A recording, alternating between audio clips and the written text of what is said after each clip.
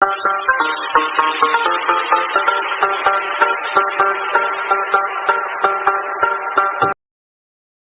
दो। एक सवाल से मैं शुरू करना चाहूंगा और ये सवाल आपको पता चल जाएगा, इसका जो आंसर है आप इजीली दे सकते हैं। सवाल ये है, आप सबके पास मेरे पास में शरीर है, हालेलुया। आप सबके पास, मेरे पास, हम सबके पास, मनुष्य के पास में शरीर है। वो बात अलग है कि शैतान के पास में या दुष्ट आत्माओं के पास में शरीर नहीं है, लेकिन शरीर जो है हमारे पास में है, हमको दिया है। तो क्या हम सब शरीर की देखरेख करते हैं? मैं आपसे बात कर रहा हूं, मेरा ये प्रश्न है। अच्छा कपड़ा पहनते हैं, बिल्कुल पहनते हैं, गलत नहीं है, पहनना चाहिए। हम लोग जो महिलाएं हैं वो अच्छा श्रृंगार करती है, गलत नहीं है, करना चाहिए। अच्छा मेकअप करते हैं, गलत नहीं है, करना चाहिए। बॉडी को कुछ लोग जो होते हैं अतले पतले लोग जो होते हैं, वो लोग क्या करते हैं, जिम जाते हैं, जिम ज्वाइन करते हैं और अपने आप को फिट रखते हैं, गलत नहीं है, करना चाहिए। कुछ लोग खाना खाने के बाद में रात को क्या करते हैं, वॉक करते हैं। क्यों?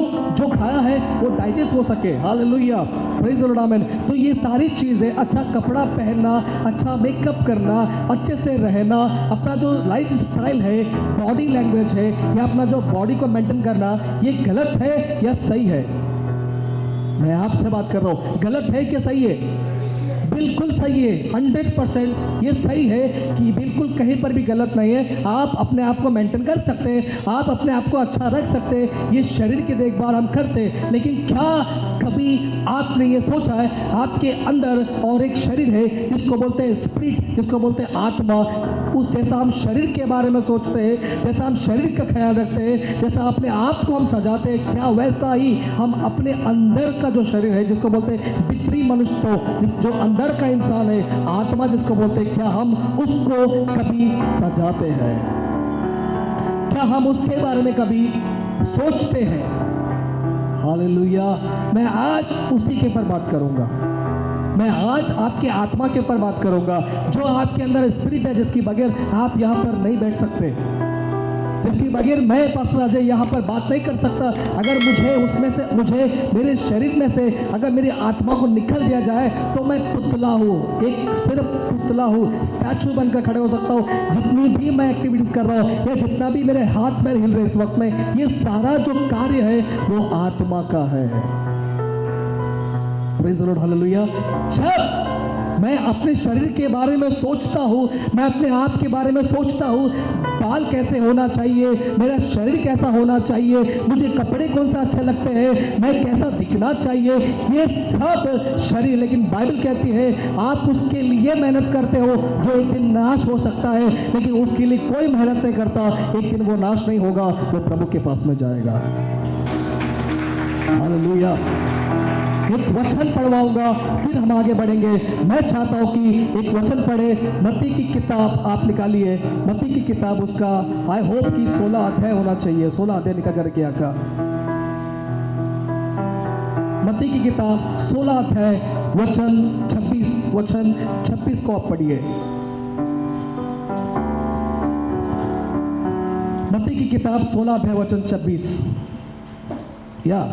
यदि मनुष्य सारे जगत को प्राप्त करे और अपने प्राण की हानि उठाए तो उसे क्या लाभ होगा? बस, हालेलुया। यहाँ पर ये जो स्टेटमेंट है या जो ये शब्द है, ये जो बोल है, ये जो बातें हैं, वो यीशु की बातें हैं। यीशु मसीह ने कहा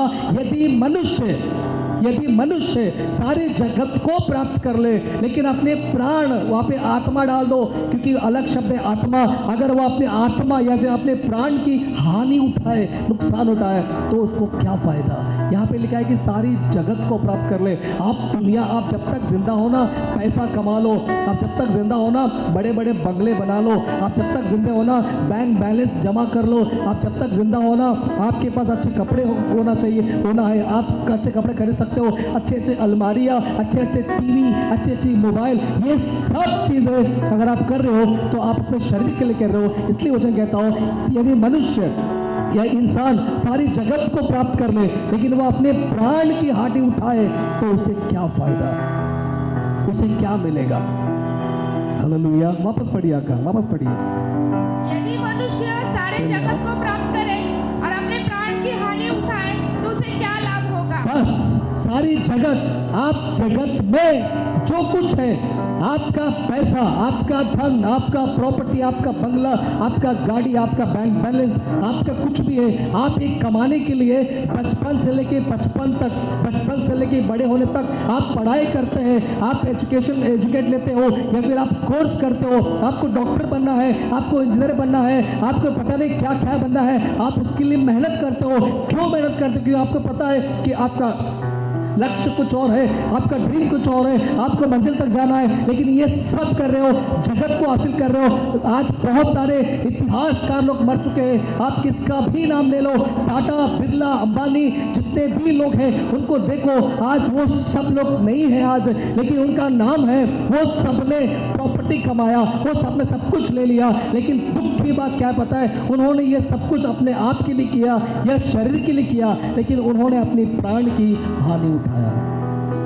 मतलब आपके अंदर जो आत्मा है, हम उसके बारे में बहुत कम, बहुत रेयर या बहुत ही कम परसेंट में हम अपनी आत्मा के बारे में सोचते हैं। यीशु ने कहा कि एक दिन तू मरने वाला है। कितने लोग यहाँ पे ऐसे हैं जो कभी मरेगा नहीं? यहाँ पे ऐसा कितने जो ये बोल सकते हैं मैं कभी नहीं मर सकता, मैं 80, 70, 90 साल तक जिंदा रहूँ? ऐसा कोई ये बोल सकता है छाती ठोक के कि मैं कभी नहीं मरूंगा, मैं हमेशा जिंदा रहूंगा? ऐसा कोई माइकल पैदा हुआ दुनिया में कि जो ये बोल सकता है कि मैं पैदा तो हुआ लेकिन मरूंगा नहीं? एक ना एक दिन सब मरेंगे। एक वचन पढ़ेंगे, भजन संहिता 90 अध्याय 90 चैप्टर वर्स 10, 90 का 10, भजन संहिता 90 वचन 10।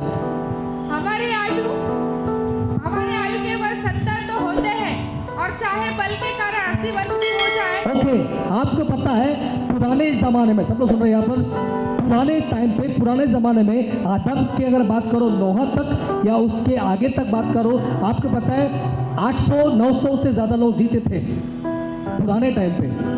800 साल या 900 साल तक वो जिंदा रह पाते थे।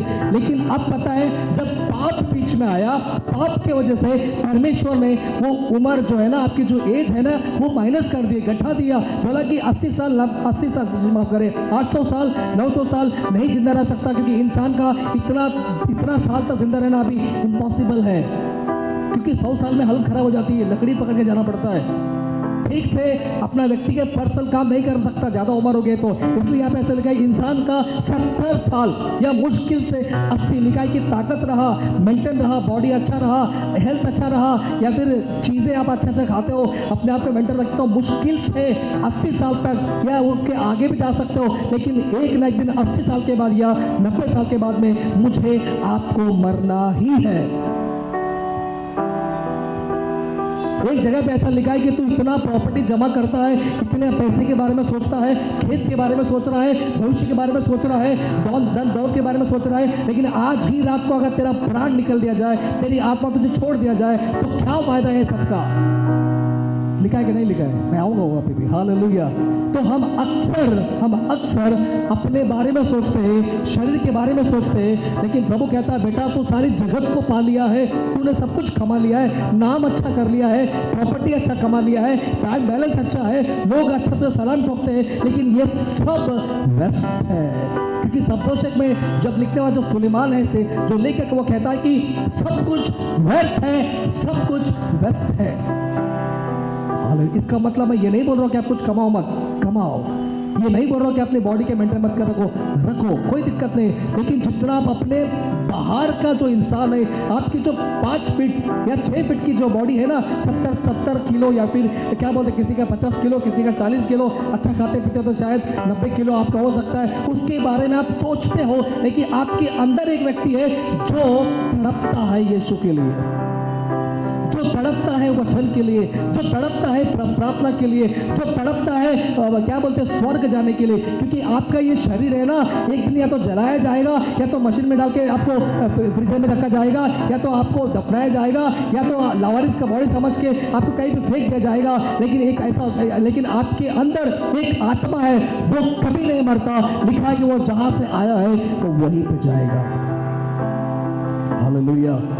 तो यीशु ने कहा, ये बड़ी दुख की बात है, यीशु ने कहा कि तुम सब कुछ पा रहे हो, कमा रहे हो, लेकिन क्या कभी ये सोचा है? अच्छा, कुछ लोग क्या बोलते हैं पता है, मेरा कमाना, मेरा जो पीढ़ी है, मेरा जो जनरेशन है, या फिर जो मेरे बच्चे, मेरे जो वंश है, उनको काम आएगा। गलत नहीं है, अच्छा है, लेकिन आपका क्या होगा? आपका क्या होगा? एक दिन आप इस दुनिया को छोड़ने वाले। वापस पढ़िए वो वचन, 10 वचन। हमारी आयु के वर्ष 70 तो होते हैं, और चाहे बल के कारण 80 वर्ष भी हो जाए, हाँ। तो भी उनका घमंड केवल कष्ट और शोकी का शोक है। Hallelujah, praise the Lord. या नहीं पढ़ना, आगे नहीं पढ़ना। 70 है, लेकिन बल के कारण अच्छा बीमार नहीं पड़े। आज कितने सारे लोग बीमार होकर मर रहे। मैं जॉब करता हूँ, साइंस हॉस्पिटल में जाता हूँ कभी कभार, मेरा जो बॉस है, मैं वहाँ पे इनको लेके जाता हूँ, डॉक्टर है वो, मैं देखता हूँ कभी कभी साइंस हॉस्पिटल में राउंड मारता तो पेशेंट ऐसे आते हैं, किसी को पैर नहीं है, माय गॉड, कुछ लोग तड़प रहे हैं, माय गॉड, किसी के कोई रो रहा है ना, उनका परिवार उनको क्या बोलते हैं वो जो होता है ट्रॉली, उस पर लेके जाता है। बहुत तकलीफ से दिन निकाले लोग। अच्छे लोग कितने सारे हॉस्पिटल में मर रहे, तड़प रहे। आज कोई आईसीयू में है, आज कोई वेंटिलेटर पे रखा गया है, जो आज कोई आईसीयू में आखिरी सांसें गिन रहा है, लेकिन परमेश्वर ने आपको मौका दिया है। परमेश्वर ने आपको मुझे मौका दिया है कि वो चाहता है कि एक दिन तू भी मरेगा मेरा बच्ची, एक दिन तू भी मरेगा मेरा बेटा, लेकिन तू अपने बारे में सोच रहा है। आप इसको अच्छा खाना खिलाते हो, अच्छा दूध पिलाते हो, अच्छा ड्राई फ्रूट्स खिलाते हो, अच्छे अच्छे फ्रूट्स खिलाते हो, गलत नहीं करना चाहिए, लेकिन आपके अंदर एक स्पिरिट है, आपके अंदर एक इंसान जिसका नाम आत्मा, क्या उसके बारे में इंसान सोचता है? इंसान बहुत कम छोड़ दो, ना के बराबर है कोई अगर इसके बारे में सोच। इसलिए कुछ लोग कहते हैं कि यार खाना है, पीना है, मौज मस्ती करना है, एंजॉय करना है, बस और क्या। लेकिन उसको मूर्ख को ये नहीं पता कि एक दिन तू मरेगा। हालेलुया। लूका की किताब 16वां अध्याय निकालो अक्का, लूका 16 अध्याय, लूका की किताब 16 अध्याय वचन 16, लूका 16 का वचन 19 से पढ़िए। लूका की किताब 16 अध्याय वचन 19 से लेकर 25 तक पढ़ना है। एक धनवान मनुष्य था। अब यहाँ से सुनिए, मैं थोड़ा इस कहानी के दरमियान आपको समझाने की कोशिश करूंगा। एक धनवान मनुष्य था जो बैंगनी कपड़े और मलमल पहनता और प्रतिदिन सुख विलास और धूमधाम के साथ रहता था। यहाँ पर एक व्यक्ति है जो धनवान, सब लोग बोलो धनवान। धनवान का मतलब है पैसे वाला, अच्छे बंगले में रहता था, अच्छा खाना खाता था, अच्छा कपड़े पहनता था, अच्छे सोना उसके पास, गोल्ड उसके पास थे। ऐसा लिखा है कि बहुत ऐशो आराम से, बहुत सुकून से, बहुत इंजॉय के साथ में रहता था। रात को पार्टी करता था, बच्चों को अच्छा कपड़े लेके आता होगा, या परिवार में अच्छी खुशियाँ उनकी होगा, सब कुछ ठीक है। ये एकदम धूमधाम से लिखा है कि एकदम मौज मस्ती में धूमधाम से ये बंदा अपने जीवन में रहता था। आगे बढ़िए। लाजर नाम का एक कंगाल घावों से भरा हुआ उसकी डेवढ़ी पर छोड़ दिया गया। एक भिखारी था जिसका नाम लाजर था, कंगाल था, ना पैसा था उसके पास, ना कपड़े थे उसके पास, ना प्रॉपर्टी था उसके पास कुछ नहीं। लिखा है कि वो कंगाल था, टोटल जीरो था, उसके पास कुछ नहीं है किसी को देने के लिए, लेकिन वो वेट करता था। ऐसा लिखा है कि वो उसकी डेवड़ी, उसकी दरवाजे का जो फाटक होता है, चौकी होता है, वहां पर बैठता था कि कब ये खाना खाएगा और कब ये बाहर जूता फेंकेगा, हड्डी फेंकेगा, या खाना जूता बचा हुआ खाना फेंकेगा जिसको लेकर मैं खाऊं। ऐसी जिंदगी थी इसकी।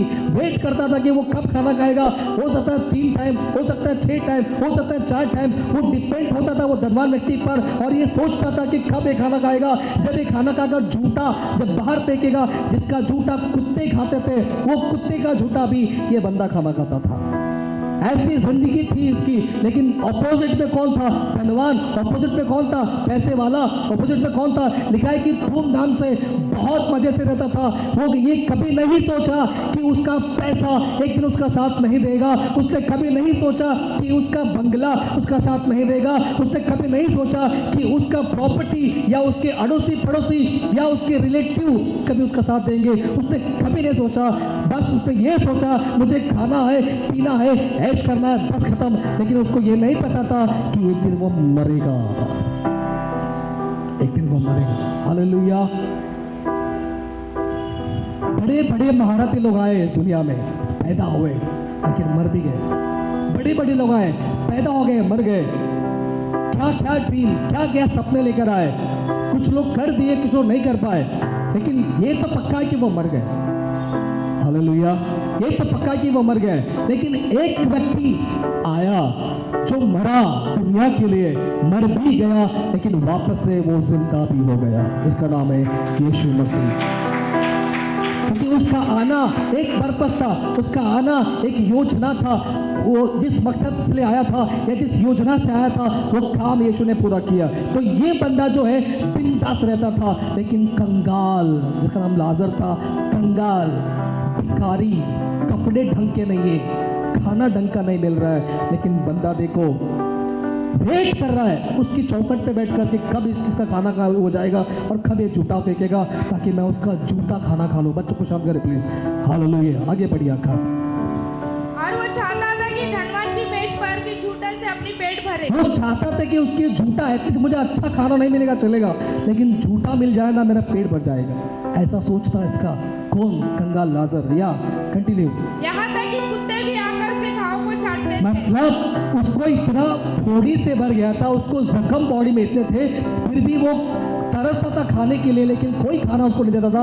लेकिन कुत्ते, एक तरफ अगर वो झूठा खाना खा रहा है तो एक तरफ कुत्ते आकर जबान से उसके गाँव को चाटते थे। कितना इमेज करो, कल्पना करो क्या हालात हुई होगी उसकी। लेकिन अच्छी खबर क्या है पता है? एक दिन ये भी मरता है कंगाल लाजर, क्योंकि भिखारी को भी मरना है, धनवान को भी मरना है, पैसे वाले को भी मरना है, नेता को मरना है, अभिनेता को मरना है, जितने भी इस दुनिया में पैदा हुआ है वो एक दिन मरेगा पक्का। आमीन, हालेलुया। लेकिन ये धनवान यहाँ पे सोचा कभी नहीं कि मैं दुनिया में आया तो हूँ, उसको लगा पैसा कमा लिया, धनवान बन गया, प्रॉपर्टी कमा लिया, बैंक बैलेंस जमा कर लिया, मेरा पीढ़ी मेरा जनरेशन खाते रहेंगे, बस खत्म। हमारे बुजुर्ग ऐसे ही बोलते ना, बेटा एक बार तेरा शादी हो जाए, मेरा अभी खत्म हो गया, मैं फिनिश हो गया, मेरा जीवन खत्म होने आया, बस अभी तुम लोग सुकून से रहो। लेकिन वो पूर्वज या वो दादा दादी या वो नाना नानी कभी ये नहीं सोचते कि आपके लिए भी यीशु मरा है और आपकी आत्मा को बचाने यीशु आया था। यीशु को क्यों आना पड़ा साहब दुनिया में?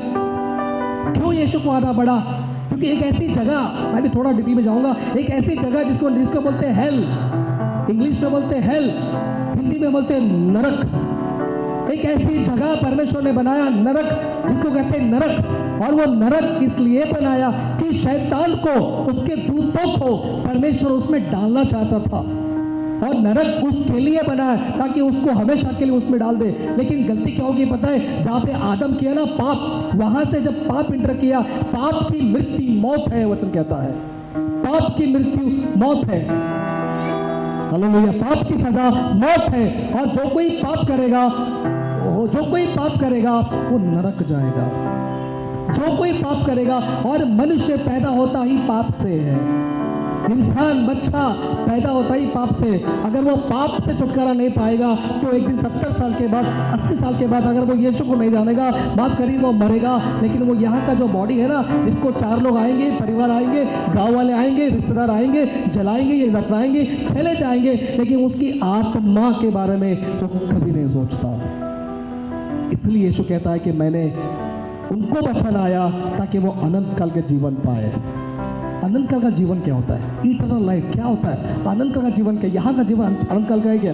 नहीं, ये शरीर का जीवन है 70, 80, 90 बस। उसके बाद जीवन नहीं है, उसके बाद खत्म। लेकिन अनंत काल का जीवन प्रभु देगा।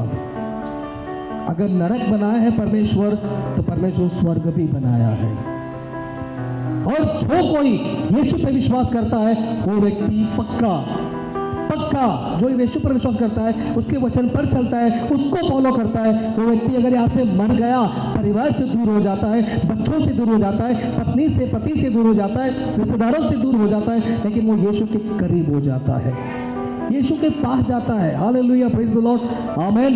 तो ये लाजर सोच रहा था कि यार मैं कब पैसे वाला बनूं, मैं कब धनवान बनूं, ऐसे शायद इसके मन में आया होगा। लेकिन जो धनवान था ना, ऑपोजिट पार्टी, वो बिंदास था।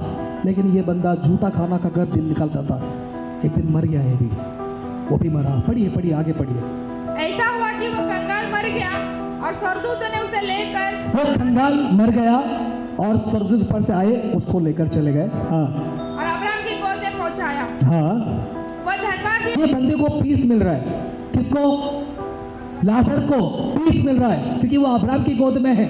पैराडाइज जिसको बोलते हैं, हालेलुया। लेकिन ये पड़ा है अधोलोक में, जहाँ पे तड़प है, जहाँ पे पीड़ा है, जहाँ पे दर्द है, चिल्ला रहा है, प्यास लग रही है, पानी पूछ रहा है, तड़प रहा है और देखता है कि बाबा ये बंदा जो मेरे घर के बाहर, घर के चौखट पर वेट करता था, झूठा खाना खाता था, ये कैसे स्वर्ग गया, ये कैसे शांति मिल रही, ये कैसे अब्राहम की गोद में चला गया, और मैं इतना पैसे वाला, मैं इतना करोड़पति, मैं इतना अमीर पति, मैं इतना नाम कमाने वाला बंदा, जो लोग मुझे सलाम ठोकते थे, ऐशो आराम से रहता था, अच्छा कपड़ा पहनता था, मैं कैसे यहाँ पर आया बोलकर वो वहाँ पर सवाल कर रहा है, ये कैसे हो गया। तब उसको एक जवाब मिलता है, एक जवाब मिलता है। अब्राहम बात कर रहा है वहां पे, एक जवाब मिलता है। पढ़िए उसको, आगे पढ़िए, 23 पढ़िए, 25 तक पढ़ना है। और अधोलोक में उसने पीड़ा में पड़े हुए अपने आंखें उठाई और दूर से अब्राहम की गोद में लाजर को देखा। तब उसने पुकार कर कहा, हे पिता अब्राहम, मुझ पर दया करके लाजर को भेज दे, ताकि वो अपनी उंगली का सिरा पानी में भिगोकर। मतलब उसको प्यास इतनी लग रही कि उसको एक बूंद पानी भी नहीं मिल रहा है। पक्का ये सवाल सच है, हालेलुया। एक बूंद पानी उसको नहीं मिल रही, वो तड़प रहा है, बोलता कि एक बूंद पानी के लिए मुझे लाजर को मेरे पास भेज दे, ताकि मैं पानी पीऊँ और मेरी प्यास बुझ जाए। तड़प रहा है वो बंदा, तड़प रहा है, चिल्ला रहा होगा, चीख रहा होगा। लेकिन लाजर देखो, जो जिंदगी भर जिसके पैरों, जिसके बदन में फोड़े थे, जिंदगी भर जिसके पास कपड़े नहीं थे, बदबू आई होगी, जिंदगी भर कभी उसने चैन नहीं पाया, कभी उसने आराम नहीं पाया, हमेशा उसके लाइफ में दुख दुख दुख आया, लेकिन उसको एंड में जब वो मरा सुख मिला।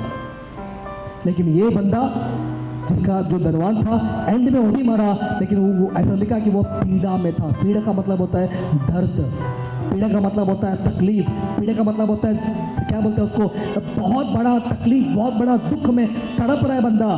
सोचा होगा यार, मैंने ये बंदा ऐसे कैसे स्वर्ग आ गया, मतलब ऐसे कैसे सुकून की जगह में चला गया, और मैं ऐसे कैसे, और दोनों के बीच में बहुत बड़ा खाई था, ना वो इस तरफ आ सकता था, ना ये उस तरफ जा सकता था।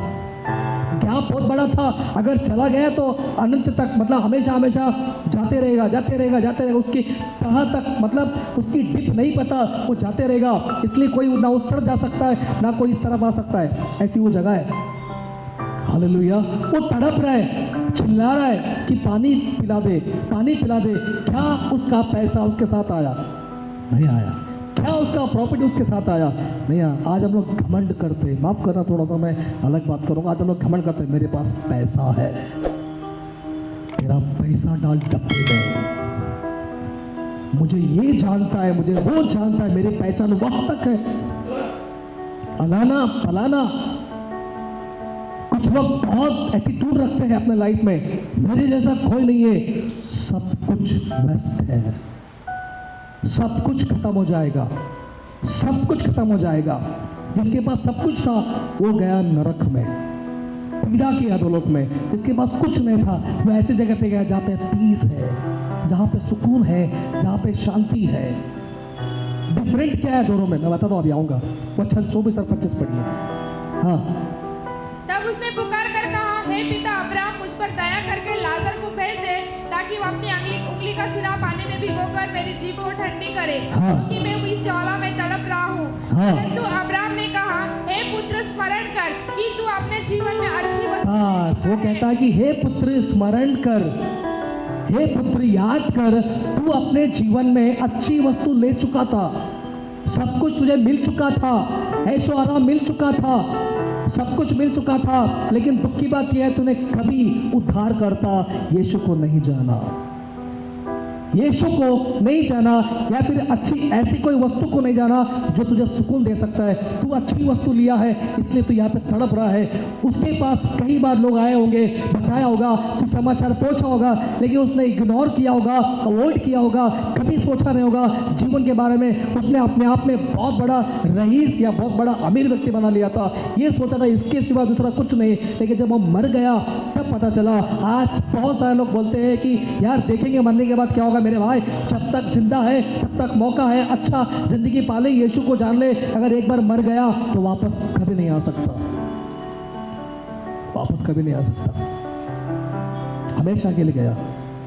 लेकिन लाजर, उसके बारे में स्टेटमेंट देखो क्या बोलता है, पढ़िए आका वापस वही वचन। परंतु अब्राहम ने कहा, हे पुत्र, स्मरण कर कि तू अपने जीवन में अच्छी वस्तु ले चुका है और वैसे ही लाजर बुरी वस्तु है, परंतु अब वह शांति पा रहा है और तू तड़प रहा है। बस वो शांति पा रहा है, यहाँ पर तू तड़प रहा है। वो क्यों तड़पा? सब कुछ ले लिया उसने, लेकिन एक चीज नहीं लिया। उसने सब कुछ लिया। ये एग्जाम्पल देखिए यीशु क्यों समझाना चाह रहा है, क्योंकि जिसके पास सब कुछ है, अगर उसके पास यीशु नहीं है तो उसकी जिंदगी नरक से बदतर है। लेकिन जिसके पास कुछ भी नहीं है, अगर उसके पास यीशु है तो वो शांति पाएगा और सुकून पाएगा। हालेलुया। वो आराम से रहेगा। आपके पास पैसा नहीं है तो गम मत करो, आपके पास प्रॉपर्टी नहीं है तो टेंशन मत लो, आपके पास कुछ भी नहीं है तो कोई बात नहीं है, आपके पास स्वर्ग है। आपका नाम वहां पर लिखा है, इस बात की खुशी मनाओ। अगर आप यीशु पर विश्वास करते, अच्छा ये मिलता किसको है, ये स्वर्ग मिलता किसको, ये शांति मिलता किसको है? आपको बताइए, उसी को ही मिलता है जो यीशु पर विश्वास करता है, जो यीशु पर विश्वास करता है। मैं एक जगह पर वीडियो देख रहा था, कुछ लोग हैं, कुछ कल्ट के लोग हैं या कुछ ऐसे ग्रुप है जो बाहर, मुझे लगता है यूपी बिहार साइड में बहुत सारा ये चल रहा है कि पास्टरों को मारा जा रहा है और वहाँ पे बोला जा रहा है जो यीशु अपने आप को नहीं बचा पाया, तुम वो तुमको क्या बचा सकता है? जो यीशु क्रूस पर अपने आप को नहीं बचा पाया, वो उसकी तुम आराधना कैसे कर सकते हो? तुम क्यों धर्म परिवर्तन कर रहे हो? तुम क्यों जात परिवर्तन कर रहे हो? वो मूर्ख को कौन समझाएगा कि भाई यीशु बचा सकता था, वो इसलिए नहीं बचाया कि हमारे लिए नहीं बच पाया हो। वो चाहे तो कितने स्वर्ग को बुलाकर वो काम तमाम कर सकता था, वो चाहे तो कुछ भी कर सकता था, लेकिन उसको जो रोल निभाना था, जिस काम के लिए वो आया था, उसको वो काम पूरा करना था। अगर वो काम पूरा नहीं करता तो मानव जाति को छुटकारा नहीं मिलता। इसलिए वो शांत था मेमने की तरह, कि जैसा मेमना जब वध होने के लिए शांत रहती है ना, वैसा वो भी शांत था बलिदान होने के लिए। इसलिए वो कुछ नहीं कर पाया। वो चाहे तो जब उसने मलकुस नाम का व्यक्ति जब गतमनी के बाग में यीशु को पकड़ने आए थे ना, तो वहाँ पे मलकुस नाम का बंदा तलवार निकाला, आपको पतरस ने तलवार निकाला और जो एक सिपाही था, सैनिक जिसका नाम था मलकुस, उसका कान काट दिया। तब यीशु ने कान दे लगाया, बोला मैं चाहूँ तो 12 पलटन को बुला सकता हूँ, मैं चाहूँ तो उनको यहीं पे ख़त्म कर सकता हूँ, लेकिन वो काम मैं नहीं करूँगा, क्योंकि मुझे जो काम करना है वो काम कर फिर जाऊँगा। यीशु सब कुछ कर सकते थे, लेकिन यीशु का यही मकसद था कि इंसान मरता है एक दिन, वो मरने के बाद अनंत काल का जीवन मिलना चाहिए। और वो जीवन कैसे मिलेगा? सिर्फ और सिर्फ यीशु पर विश्वास करने से मिलेगा।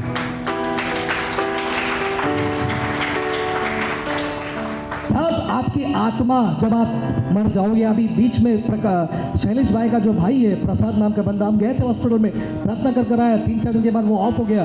कैसे? प्रभु की मर्जी, हालेलुया, ऑफ हो गया।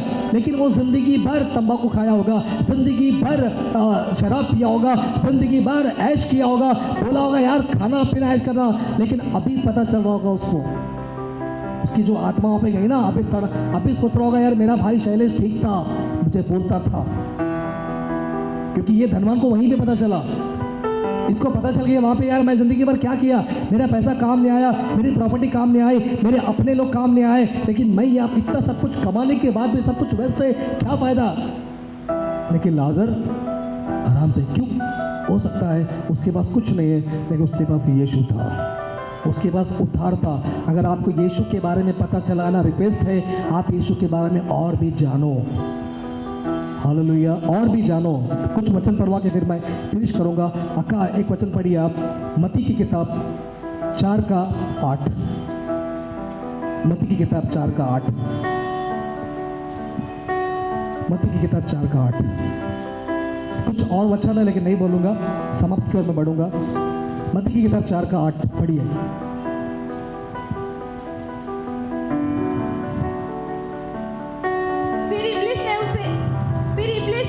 बहुत ऊंचे पहाड़ पर ले गया और सारे जगत का राज्य उसका वैभव दिखाकर उसे कहा, यदि तू गिरकर मुझे प्रणाम करे तो मैं यह सब कुछ तुझे दे दूंगा।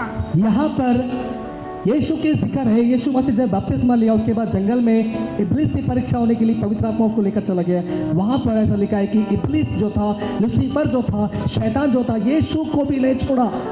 यीशु को फंसाने के लिए वो बीच में आ गया। कैसे? वैभव दिखाकर, कैसे? ऐशो आराम दिखा, क्या दिखाकर? पैसे का लालच, क्या दिखाकर? अच्छा ऐशो आराम का लालच। यीशु को तक नहीं छोड़ा उसने, क्योंकि यीशु मसीह 100% मनुष्य बनकर आया था और 100% वो परमेश्वर भी था। हालेलुया। तो ये जो शैतान है उसको एक ऊंचाई पे लेके गया और पूरा जगत का वैभव, ऐशो आराम, पैसा, धन दौलत दिखाया। बोला कि अगर ये सब मैं तुझे तब दूंगा जब तू झुक कर मुझे प्रणाम करेगा। लेकिन सलूट करता हूं यीशु को कि यार बंदा टक्कर दे गया, शैतान को टक्कर दे चला गया। और वो सिखाता है हमको कि जैसा मैंने टक्कर दिया है वचन से, तुम भी उसको टक्कर दे सकते हो। हालेलुया। सारा वैभव दिखा रहा है, लालच दे रहा है, क्योंकि शैतान आशीष, बहुत लोग बोलते हैं मेरे पास गाड़ी आया, मेरे पास बंगला, मेरे पास ये आया वो आया। कभी ये पता लगाए कि वो आशीष, वो जो गाड़ी बंगला वो किसने दिया? क्या शैतान भी दे सकता है? हाँ, शैतान भी दे सकता है। आपको पैसा देकर वो खुश कर सकता है, आपको प्रॉपर्टी देकर वो खुश कर सकता है, क्योंकि उसके पास भी वो है। इसलिए यीशु को सारा वैभव दिखाया, बोलता कि ये सब मेरा, मैं तुझे दूंगा। कब दूंगा? जब तो मुझे प्रणाम करेगा। इंसान हमेशा लालच के चक्कर में मर जाता है, पैसे के चक्कर में कतर हो जाते हैं, भाई भाई का जमता नहीं है, परिवार में नहीं जमता है। किसके चक्कर में? धन दौलत प्रॉपर्टी के चक्कर में अपने आप को गवा देते हैं। कभी ये नहीं सोचते कि बंदा मैं कौन हूँ और मुझे जाना कहाँ पर है। कुछ गीत थे पुराने जमाने के, जीना यहाँ और मरना यहाँ, जिएंगे भी यहाँ पर, मरेंगे भी यहाँ पर। लेकिन उसको ये नहीं पता कि मरने के बाद जाएंगे कहाँ पर। गाया अच्छा गाना, जीना यहाँ मरना यहाँ, इसके सिवा जाना कहाँ। लेकिन मैं उसको ये नहीं पता था जीना यहाँ पे, जीना तो है लेकिन मरना नहीं है यहाँ पे, लेकिन मरने के बाद कहीं और जाना है हमको। ये धनवान चला गया, लाजर चला गया। यीशु को यहाँ पे मत्ती 4:8 में केवल था कि सब तुझे दूंगा, पैसा दूंगा, धन दूंगा, दौलत दूंगा, प्रॉपर्टी दूंगा, सब तुझे दूंगा। फर्क इतना, बस इतना कर दे, मुझे प्रणाम कर दे। यीशु बोलता गेट आउट। यीशु ने क्या बोला? गेट आउट, मुझे ये सब नहीं चाहिए। बहुत सारे लोग पैसे के लालच में अपने आप को घायल कर देते हैं। बहुत सारे लोग अमीर बनने के चक्कर में जिंदगी बर्बाद कर देते हैं। बहुत सारे लोग कुछ बड़ा बनने के चक्कर में अपने आप को धोखा दे बैठते हैं। हालेलुया। धनवान बनना अच्छी बात है, गलत नहीं है, लेकिन धनवान तब बनो जब खुद परमेश्वर धनवान बनना चाहता है। अदरवाइज धनवान के चक्कर में आपका पूरा जिंदगी बर्बाद हो जाएगा। इसलिए जितना है उतने में खुश रहो और प्रभु को महिमा दो। जितना है उतने में खुश रहो, संतुष्ट मनाओ और प्रभु को बोलो प्रभु धन्यवाद जो मेरे पास में है। अच्छी बात यह है कि आप एवरी डे, हर सुबह रात को अपनी आंखें बंद करते हो अपनी मर्जी से, लेकिन परमेश्वर सुबह अपनी आपकी आंखें खोलता है। इस बात के धन्यवाद हो कि आप जिंदा है। इसका मतलब दूसरा चांस प्रभु आपको दे रहा है, तीसरा चांस आपको दे रहा है, चौथा चांस प्रभु आपको दे रहा है। वो इसलिए दे रहा है कि आप उसके बारे में सोचोगे, आप उसके लिए कुछ तो करोगे। लिखा है कि सब कुछ पालेगा, लेकिन अगर तो अपनी आत्मा या फिर अपने प्राण की हानि उठाएगा तो उससे क्या फायदा। बादशाह सिकंदर, अलेक्जेंडर, आप जानते कि नहीं जानते? बादशाह सिकंदर, उसकी इतिहास को पढ़ लो, बड़े बड़े युद्ध उसने जीता। हालेलुया। बड़े बड़े राज्य उसने जीता, अच्छे अच्छे दुश्मनों को उसने मारा, लेकिन 34 या 35 साल की उम्र में मर गया। पूरी दुनिया पे राज किया उसने, पूरी दुनिया पे। बादशाह सिकंदर का नाम ले तो लोग डरते थे, कांपते थे। इतनी दर्दनाक, कुछ लोग बोलते हैं उसको रहम वाला भी था, लेकिन एक तरफ से बहुत क्रूर भी था। वो सजा बहुत डेंजर भी देता था, ऐसा राजा था वो। लेकिन पूरी दुनिया पे पूरी दुनिया पे उसने राज किया। भारत को भी उसने कब्जा करने की कोशिश किया, लेकिन नहीं हो पाया। हालेलुया। लेकिन जब वो मर गया ना बादशाह सिकंदर, उसने उसकी कॉफिन बॉक्स से दोनों हाथों को, उसके जो लोग थे दोनों हाथ को, खाली हाथ को, ऐसा दोनों हाथ को बाहर रख दिया। जब उसको लेके जा रहा था तो वो ये संदेश दे रहा था, देखो मैं बादशाह सिकंदर पूरी दुनिया को लड़ा, अच्छे अच्छे राजाओं को मैंने मारा, पूरी दुनिया में युद्ध जीता, बड़े बड़े गढ़ों को मैंने जीता। ऐसा बादशाह सिकंदर, जिसका नाम द अलेक्जेंडर किंग, राजा बादशाह सिकंदर, वो बंदा कहता है कि मैं सब कुछ कमा लिया, दुनिया में तबाह मचा दिया, दुनिया में मेरा नाम है, आज भी हिस्ट्री में उसका नाम है। लेकिन जब वो जाते जाते बोला कि मैं आया था अकेला और जा भी रहा हूँ अकेला, मेरा कुछ काम का नहीं है सब कमा कर। वो एक नसीहत, एक मैसेज देके जा रहा है कि तुम कितना भी कमा लो, कितना भी पैदा कर लो, कितना भी कुछ भी कर लो, वो एक दिन बर्बाद हो जाएगा, वो यहीं पे रह जाएगा। जैसे अय्यूब ने कहा, मैं अपनी माँ के पेट से नंगा आया था और नंगा ही चला जाऊंगा, लेकिन अच्छी बात यह है कुछ भी नहीं मेरे पास में, जब मेरे पास सब कुछ है तब भी मैं परमेश्वर को महिमा दूंगा, और जब मेरे पास कुछ नहीं है तब भी मैं प्रभु को महिमा दूंगा। हालेलुया। आप शरीर के बारे में सोच रहे हो, अच्छी बात है, लेकिन आपके अंदर आत्मा है, उसके बारे में सोचिए। और वो आत्मा एक दिन आपके शरीर को छोड़कर बाहर आएगा। जिस दिन आपको हार्ट अटैक आएगा ना, वो छोड़ देगा आपको कैंसर हो जाएगा, आपको छोड़ देगा आपको। जब वो आखिरी सांस पे, प्रभु ना, खुदा ना खास्ता कभी कभी ऐसा हो, अगर हो गया वेंटिलेटर पे आखिरी सांस तक वो कांटा चलते रहेगा, तब वो आत्मा फट निकल जाएगा और आपका डेड बॉडी ऐसी पड़ा रहेगा। और तब वो आपकी आत्मा आकर, अगर आपने उसको अभी नहीं ध्यान दिया, तो आपके वो शरीर को खोसेगा, बोलेगा तेरे चक्कर में अब मुझे नरक जाना पड़ेगा, तेरे वजह से अब मुझे नरक की आग में जाना पड़ेगा, उस पीड़ा में जाना पड़ेगा। अगर तू मेरा साथ दिया होता तो मैं यीशु को मान लिया होता। इसलिए लिखा है कि शरीर तो आगे, वो शरीर तो, हाँ, आत्मा तैयार है। आत्मा हमेशा तैयार होता है कि यीशु की आराधना करे, आत्मा हमेशा तैयार होता है कि प्रार्थना करे, आत्मा हमेशा तैयार होता है कि बाइबल पढ़े। बहुत सारे लोग यहाँ पर बैठे जो बाइबल नहीं पढ़ पाते, बहुत सारे लोग यहाँ पर बैठे जो प्रार्थना नहीं कर पाते, बहुत सारे लोग यहाँ पर ऐसे बैठे जो बहुत सारे दुखों में है, तकलीफ में है, लेकिन उनका प्रार्थना का जीवन, आत्मिक जीवन ठंडा पड़ चुका है। मेरे बहन, मेरे भाई, एक दिन प्रभु के सामने खड़ा होना पड़ेगा। मेरे पास और वचन लेकर नहीं बोलूँगा। ऐसा लिखा है कि हम सबको, हम सबका हाल, हम सबकी परिस्थिति, हम सबका अच्छाई का बुराई का पूरा खुलासा उसके आसन के सामने खड़े होकर देना पड़ेगा।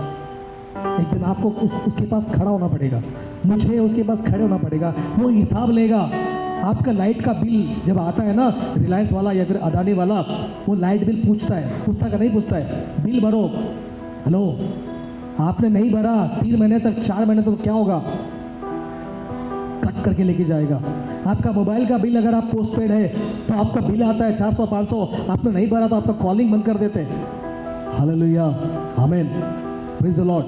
ये सब का आपको हिसाब देना पड़ता है। उसी प्रकार जब तक आप इस दुनिया में जी रहे हो ना, आप किस नाम से जिए, आपने क्या क्या किया, आपने यीशु को माना कि नहीं माना, इसका पूरा हिसाब किताब वहाँ पे उस परमेश्वर ने, जिसने अपनी आत्मा आपको गिफ्ट में दिया है, उसका हिसाब वहाँ पे लेगा। वो उसका हिसाब वहाँ पे लेगा। कुछ लोग बोलते हैं कि यार देखा जाएगा।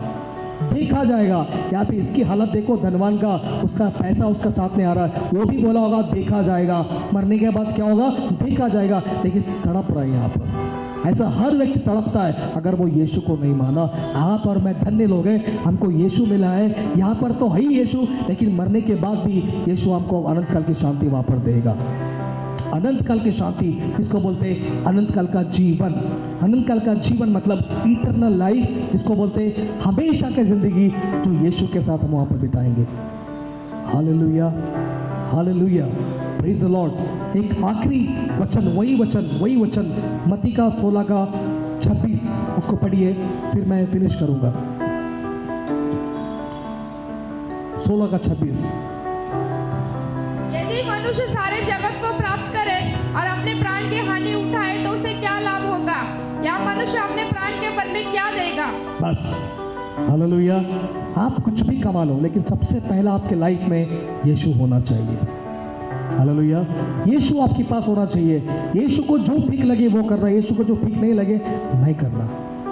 सारी जगत को मनुष्य, अंबानी, टाटा, बिरला, बिल गेट्स, जितने भी लोग हैं, उन्होंने पैसा कमा लिया, लेकिन मुझे नहीं पता कि बादशाह सिकंदर की बात कर रहा हूँ, वो बंदा कहाँ पर नहीं पता।